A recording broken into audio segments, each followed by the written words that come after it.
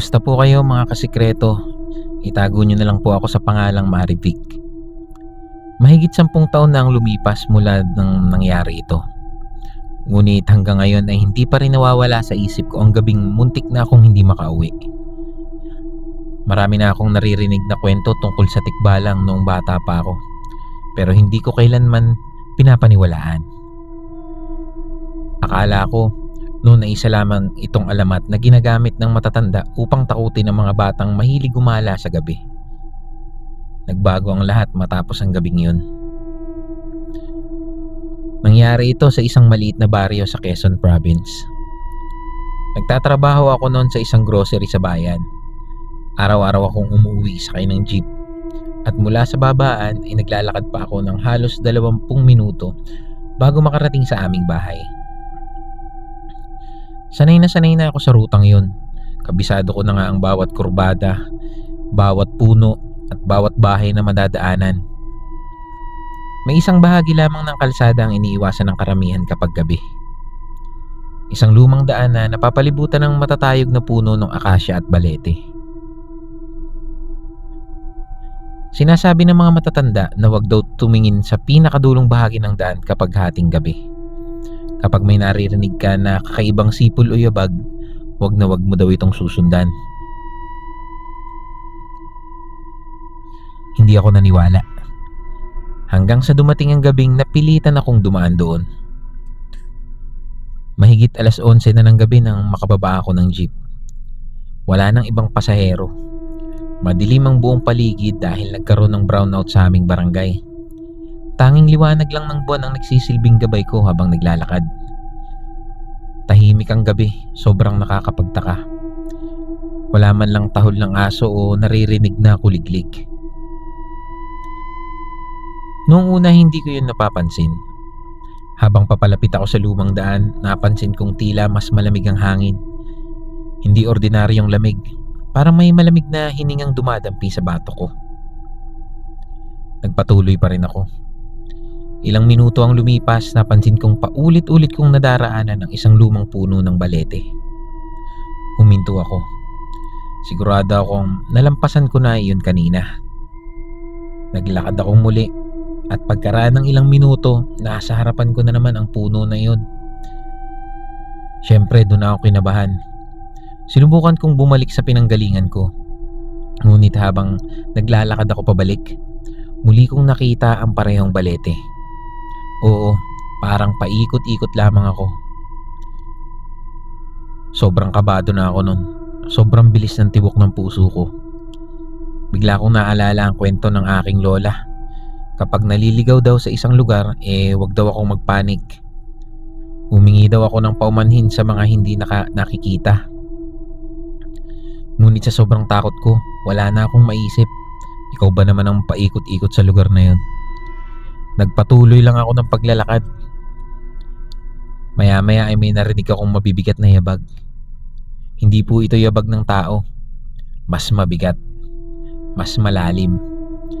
Parang may malaking hayop na naglalakad sa tuyong lupa. Tapos nararamdaman ko unti-unti itong lumalapit. Hindi ko magawang lumingon. Pakiramdam ko may kung anong nakatingin sa likod ko. Huminga ako ng malalim at ipinagpatuloy ang paglalakad kahit kabadong-kabado na ako.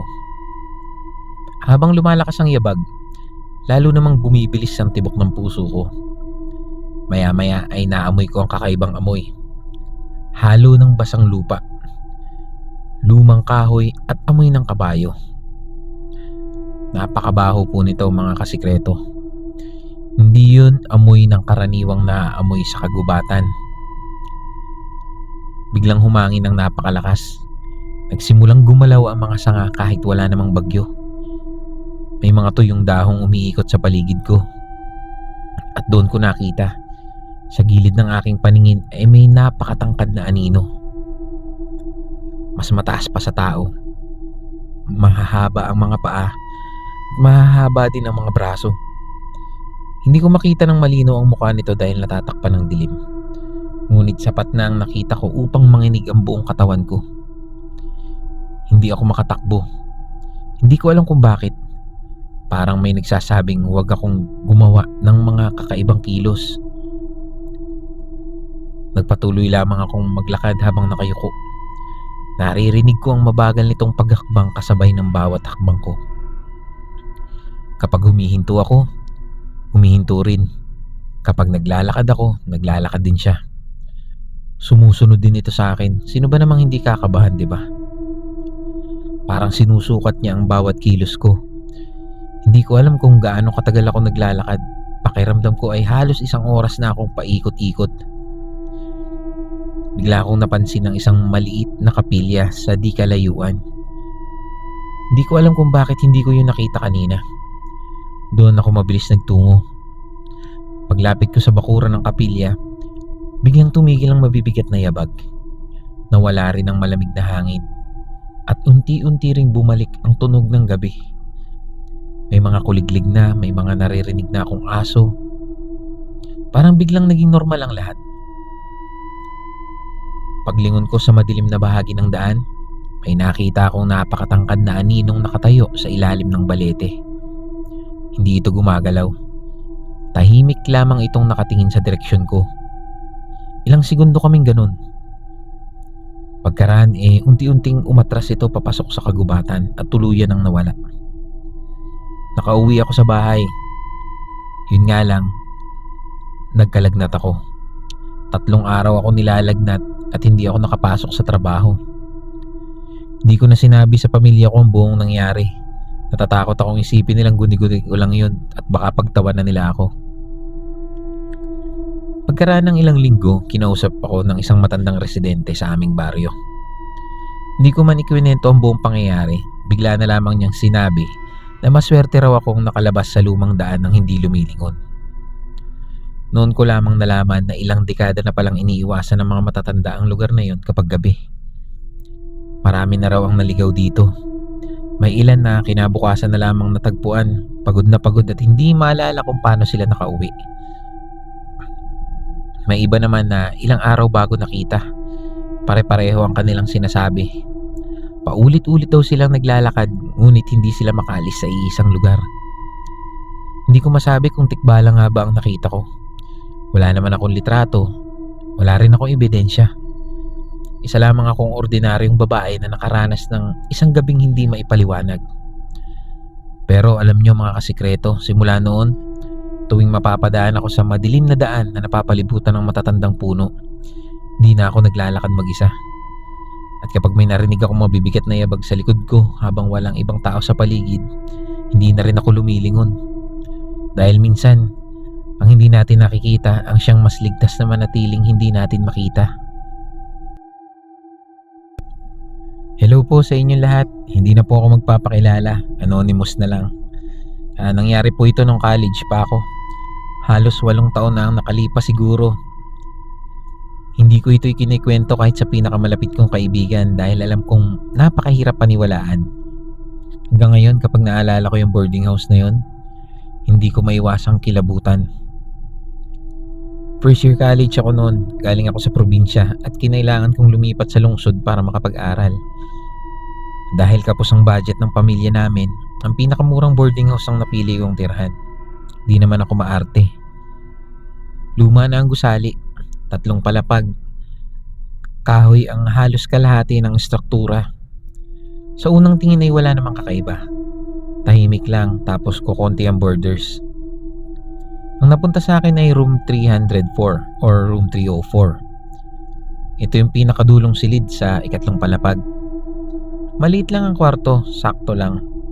May lumang kama, isang aparador, may study table, at isang maliit na bintanang nakaharap sa likod ng gusali. Pagdating ko ron, may napansin agad akong kakaiba. Halos walang nakatira sa 3 palapag. May mga kwarto pero karamihan ay nakasarado. Akala ko wala lang talagang umuupa. Di ko naman na yan pinansin. Sa unang linggo, maayos naman ang lahat. Papasok sa umaga, uuwi sa gabi, gigising sa madaling araw tapos magre-review. Tahimik ang lugar, pero masyadong tahimik. Wala akong marinig na yabag ng ibang boarder, kahit alam kong may ilan ding nakatira sa ibaba. Pagdating ng 2nd linggo, nagsimula ang mga kakaibang pangyayari. Tuwing alas 12 ng gabi may naririnig akong mabagal na yabag sa hallway. Hindi ito mabilis, hindi rin mabigat. Para bang may taong dahan-dahang naglalakad. Mula sa kabilang dulo ng pasilyo hanggang sa mismong harap ng pintuan ko. Pagkatapos tumitigil. Walang katok, walang salita, tahimik lang. Pagkalipas ng ilang minuto, maririnig ko ulit ang yabag na papalayo. Noong una, inisip kong isa lang yung boarder na galing sa night shift. Pero mga kasikreto, gabi-gabi na ito nangyayari. At ang matindi pa, eksaktong alas 12. Hindi pumapalya. Isang gabi naisip kong silipin kung sino yon. Pinatay ko ang ilaw sa kwarto. Tahimik akong lumapit sa pinto. Dahan-dahan kong tiningnan ang hallway sa pamamagitan ng siwang.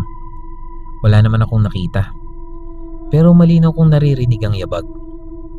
Mas lalong lumakas. Parang mismong nasa harapan ko na. Pero wala namang tao. At doon ako kinilabutan.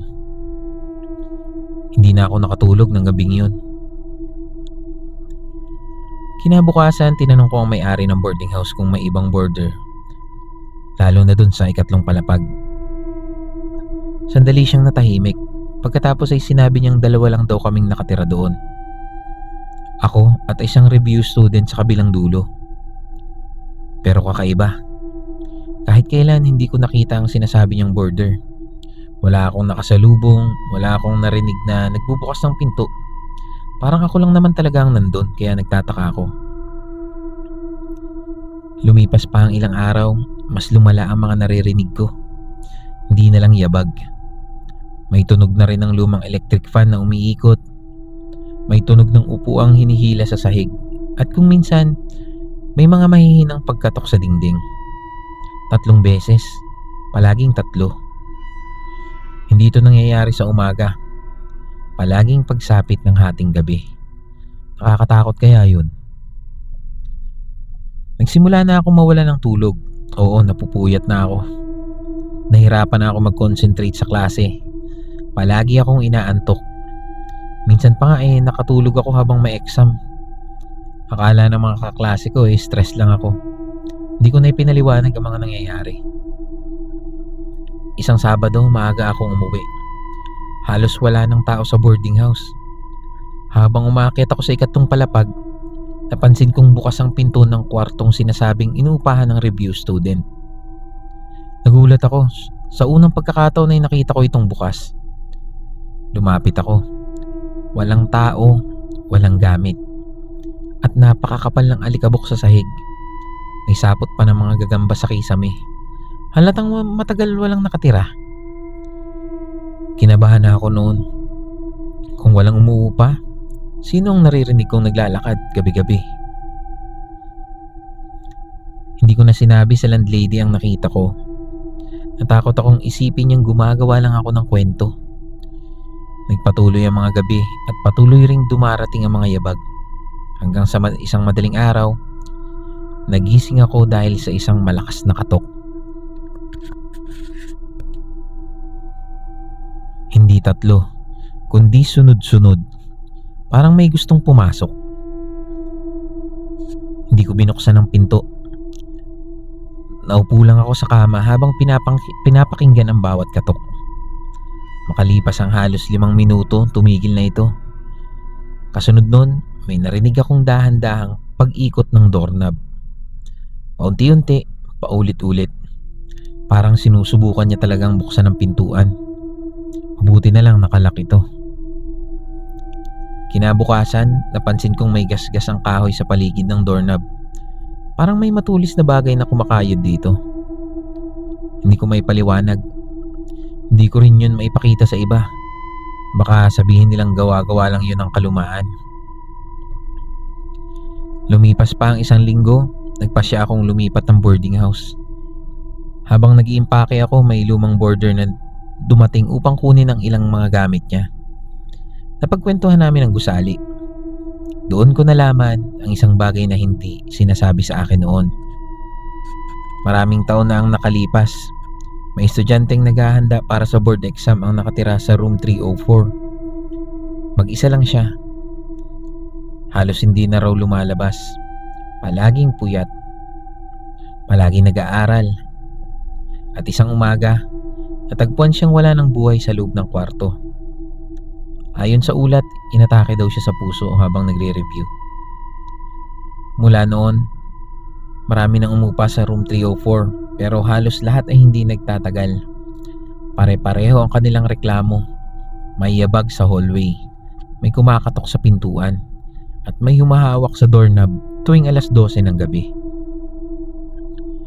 Hindi ko alam kung totoo ang kwento. Baka nagkataon lang. Baka epekto lang ng puyat at stress noong college. Pero may isang bagay na hindi ko pa rin makalimutan. Noong tuluyan akong lumipat, binalikan ko ang boarding house makalipas ang halos 2 taon. Sarado na ang gusali, abandonado na. May karato lang ipinagbibili ang buong lote. Habang nakatayo ako sa labas, napatingin ako sa bintana ng room 304. Sa loob ng ilang segundo, parang may nakita akong isang lalaking nakaupo sa study table. Nakatungo, parang may binabasa. Pagkurap ko, wala na ulit. Hindi ko na hinintay na makumpirma kung may tao nga ba.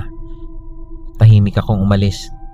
At mula noon, nangako ako sa sarili kong hindi na muling titira sa anumang lumang boarding house nang hindi muna inaalam ang buong kasaysayan nito.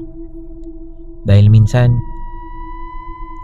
hindi ang mahal na renta ang pinakamabigat na babayaran, kundi ang mga alaalang maaaring manatili sa isang silid, naghihintay lamang sa susunod na uupa. Kumusta po kayo? Ako nga pala si Norman. Ang ikikwento ko ay nangyari noong huling taon ko sa kolehiyo. Mga 10 years na rin siguro nakakalipas pero malinaw pa rin sa isip ko ang gabi na yon. Hanggang ngayon nga hindi ko pa rin may paliwanag ang nakita ko sa bahay ng isa kong matalik na kaibigan.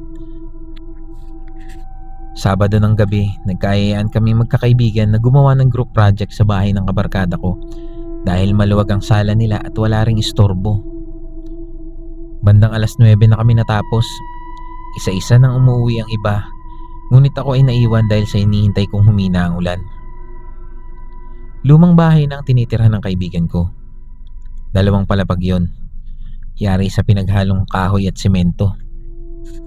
Halata ang edad ng bahay dahil sa lumulutong na sahig at kupas na pintura. Tahimik ang lugar at ang pinakamalapit na kapitbahay ay nasa kabilang lote pa. Habang naghihintay akong tumila ang ulan, napansin kong madalas tumingin ang kaibigan ko sa hagdan paakyat sa 2 palapag. Hindi ko yun binigyang pansin. Akala ko may hinihintay lang siyang bumaba. Bandang alas 10 nawala ng kuryente ang buong bahay. Liwanag lamang ng kandila ang natira sa sala. Habang nakaupo ako, napansin kong tila may mabagal na yabag sa itaas. Akala ko ay isang sa mga magulang niya, ngunit nang maalala kong silang lahat ay nasa probinsya para sa isang reunion, bigla akong kinabahan. Hindi ko sinabi ang narinig ko. Pinilit kong isipin na baka lumalagotok lamang ang lumang kahoy dahil sa malamig na panahon. Makalipas ang ilang minuto, muli kong narinig ang yabag. Mas mabagal, mas malinaw. Parang may naglalakad mula sa isang dulo ng 2 palapag hanggang sa mismong tapat ng hagdan. Pagkatapos, bigla itong tumigil. Napakabigat ng katahimikan. Narinig ko na lamang ang pagbuhos ng ulan sa bubong. Habang nakatingin ako sa hagdan, may napansin akong kakaiba. May aninong tila dumaan sa itaas. Mabilis lang, ngunit sapat para makita kong may hugis itong tao. Hindi ko makita ang muka. Hindi ko rin matiyak kung lalaki o babae. Pero alam kong may gumalaw. Sinubukan kong kumbinsihin ang sarili kong epekto lang iyon ng ilaw ng kandila. Ilang segundo ang lumipas, unti-unting lumamig ang buong sala. Hindi normal ang lamig. Parang biglang bumaba ang temperatura. Nagsimula na ring mangilabot ang buong kong katawan. Habang nakatitig ako sa hagdan, napansin kong may isang puting kamay ang dahan-dahang lumitaw sa gilid ng dingding sa itaas. Mahahaba ang mga daliri. Napakaputla. Unti-unti itong humawak sa kahoy na rehas. Kasunod nun, may mabagal na paglabas ng kalahati ng ulo. Hindi ko makita ang buong muka dahil natatakpan ito ng mahabang buhok. Nakatigil lang ito. Parang pinagmamasdan kami. Hindi talaga ako nakagalaw. Pakiramdam ko nanigas ang buong katawan ko. Di ko alam kung ilang segundo akong nakatitig doon. Maya-maya, unti-unti ring nawala ang kamay. Kasabay ng pagkawala nito, ay bumalik ang katahimikan. Makalipas ang ilang minuto, bumalik ang ilaw. Parang walang nangyari. Nagkaroon na rin ako ng lakas ng loob. Ang kaibigan kong ihatid sa labas ng bahay. Habang naglalakad kami palabas ng bakuran, napansin kong pareho kaming hindi nagsasalita. Pag-uwi ko sa bahay, hindi ako nakatulog. Paulit-ulit kong naaalala ang puting kamay na nakita ko sa hagdan. Kinabukasan, nalaman ko mula sa isa pa naming kakilala na matagal na palang may kwento tungkol sa bahay na yon. Ayon sa mga matatandang kapitbahay, ang dating may-ari ng bahay ay isang matandang babae na namatay sa ikalawang palapag habang mag-isa lamang sa bahay. Ilang araw pa siya bago natagpuan. Nakakatakot, di ba? At simula noon, may ilan ang nakapansin ng anino sa hagdan. May iba namang nagsasabi may nakasilip mula sa itaas kapag gabi. Hindi ko naman alam kung totoo ang mga kwentong ito. Maaaring nagkataon lang ang lahat. Maaaring may lohikal din na paliwanag. Ngunit isang bagay ang hindi ko makakalimutan. Makalipas ang ilang taon, nagkaroon kami ng reunion ng dating magkakaklase. Dumaan ang usapan tungkol sa lumang bahay ng kabarkada ko. Doon ko na lamang matagal na pala silang lumipat. Hindi dahil luma ang bahay, kundi dahil halos lahat ng nakatira doon ay merong karanasan. May nakikitang nakasilip sa itaas ng hagdan kapag sumasapit ng gabi. Mula noon, hindi na ako muling nagpapalipas ng gabi sa bahay ng ibang tao nang hindi ko kilala ang kasaysayan ng lugar. Dahil minsan ang tunay na nakakatakot ay hindi ang bahay mismo, kundi ang mga alaalang maaring naiwan sa loob nito. Tahimik na naghihintay ng susunod na makakakita sa kanila.